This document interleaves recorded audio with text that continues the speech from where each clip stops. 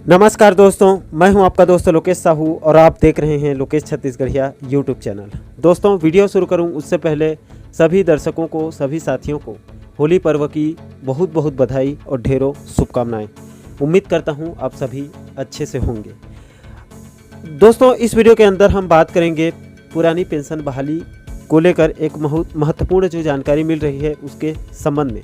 साथियों, आपकी जानकारी के लिए बता दूं कि पुरानी पेंशन बहाली की मांग देश भर में और साथ ही प्रदेश के जो कर्मचारी संगठन हैं वो लंबे समय से उनकी मांग चल रही थी। लेकिन अभी राजस्थान के अंदर कुछ महीनों पहले पुरानी पेंशन को बहाल करने के बाद उसकी मांग छत्तीसगढ़ में और तेज हो गई और बजट सत्र से पहले सभी कर्मचारी संगठनों ने एकता दिखाते हुए सरकार के ऊपर दबाव बनाया और 9 मार्च को सरकार ने बहुत ही बड़ा और ऐतिहासिक निर्णय लिया और राज्य के अंदर भी पुरानी पेंशन यानी कि ओपीएस व्यवस्था को लागू करने की उन्होंने घोषणा कर दी है। हालांकि दोस्तों, अभी ये सिर्फ घोषणा हुई है, इसका रूपरेखा अभी तैयार होना बाकी है।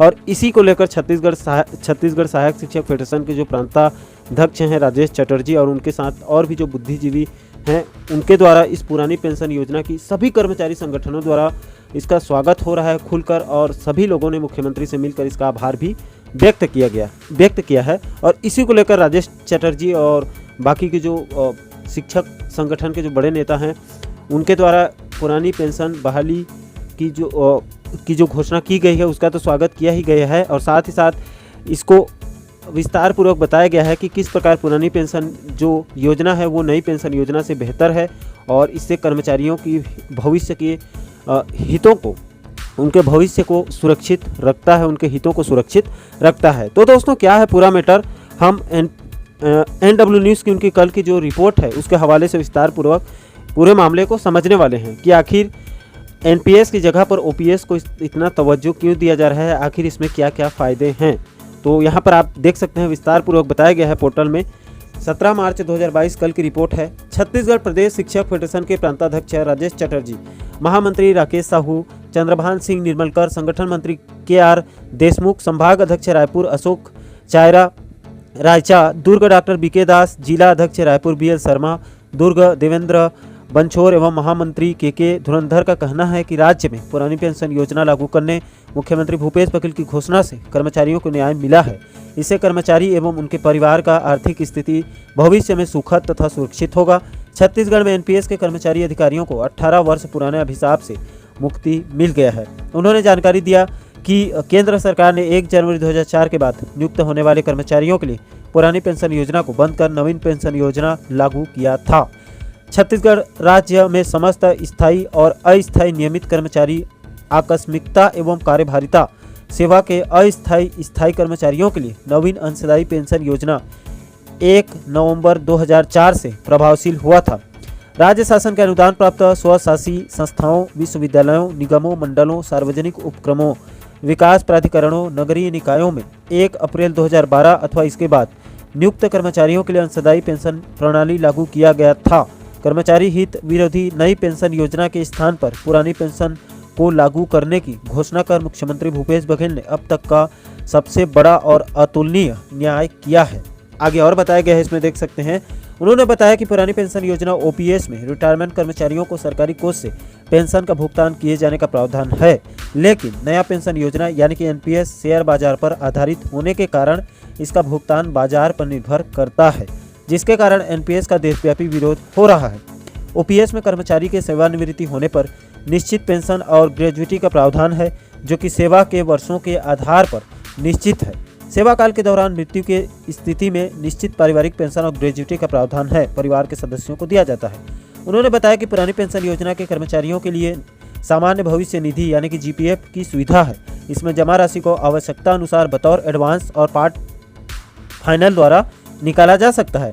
सेवानिवृत्ति के समय जमा राशि ब्याज सहित बिना टैक्स के भुगतान होता है, जबकि नया पेंशन योजना में यह सुविधा नहीं है। एनपीएस के अंतर्गत कर्मचारी द्वारा वेतन से 10% धनराशि कटौती तथा सरकार द्वारा 10% अंशदान प्रति माह नेशनल सिक्योरिटी डिपॉजिटरी लिमिटेड यानी कि NSDL में जमा किया जाता है। दोनों तरफ से 10%। सेवानिवृत्ति होने पर कर्मचारी कुल जमा राशि का सिर्फ 60% ही निकाल सकता है, लेकिन शेष 40% धनराशि से कर्मचारी को इंश्योरेंस कंपनी का इन्यूटी प्लान खरीदना होता है। इस इंश्योरेंस प्लान पर प्रति माह मिलने वाला ब्याज कर्मचारी को पेंशन के रूप में प्राप्त होता है।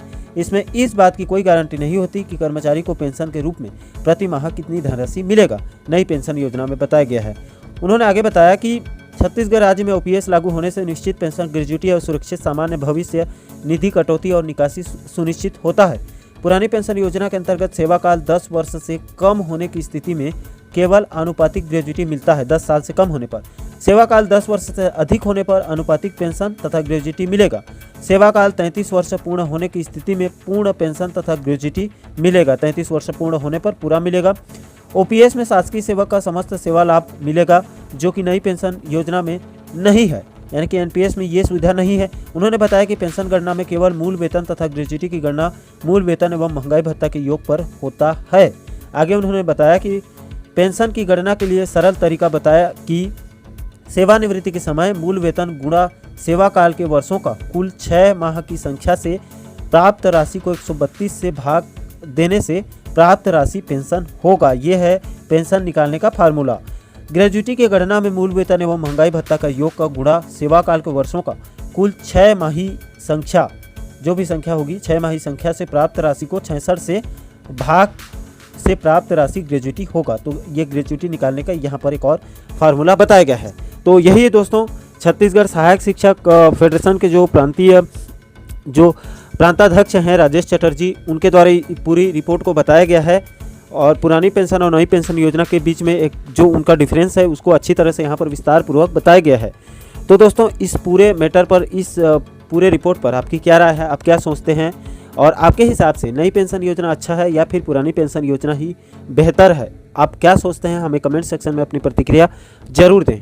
साथियों, इस वीडियो में फिलहाल अभी के लिए इतना ही। बाकी पुरानी पेंशन के साथ साथ प्रदेश के और भी बाकी महत्वपूर्ण मुद्दों पर वीडियो देखने के लिए हमारे चैनल को आप सब्सक्राइब जरूर करिए, ताकि हमारे सभी नए वीडियो की नोटिफिकेशन आप लोगों तक तुरंत पहुंच सके।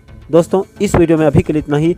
मुझे दीजिए इजाज़त। मैं मिलता हूँ आपसे एक और महत्वपूर्ण वीडियो के साथ, महत्वपूर्ण मुद्दे के साथ। तब तक के लिए जय हिंद, जय छत्तीसगढ़।